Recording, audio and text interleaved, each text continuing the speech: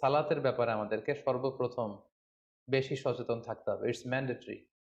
৫ ওয়াক্ত সালাত যেন আমরা জামাতের সাথে আদায় করতে পারি, এই বিষয়টা খেয়াল রাখতে হবে। কোনো কারণে যদি জামাত ছুটেও যায়, কাজা যেন না হয়ে যায়। কারণ আমাদের যদি জামাত ছুটে যায়, সালাত যদি কাজা হয়ে যায়, তাহলে আপনার প্রোডাক্টিভিটি কমে যাবে। সো প্ল্যানের ক্ষেত্রে এখন থেকে আমাদের এটা মাথায় রাখতে হবে যে পুরো রমাদান জুড়ে আমরা ৫ ওয়াক্ত সালাত জামাতের সাথে আদায় করব। কোনো কারণে জামাত যদি ছুটেও যায়, কোনো নামাজ যেন আমার কাজা না হয়ে যায়, এ ব্যাপারে আমরা সচেতন থাকবার চেষ্টা করব। খুব বেশি খাবার দাবার বা কেনাকাটা এগুলোর ব্যাপারে আমাদেরকে একটু সাবধান থাকতে হবে।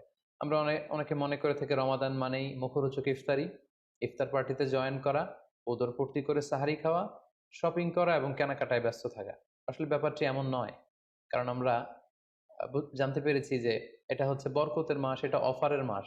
নফল ইবাদতে ফরজের সমান সওয়াব। ফরজ করলে ৭০০ গুণ সওয়াব। নফল উমরা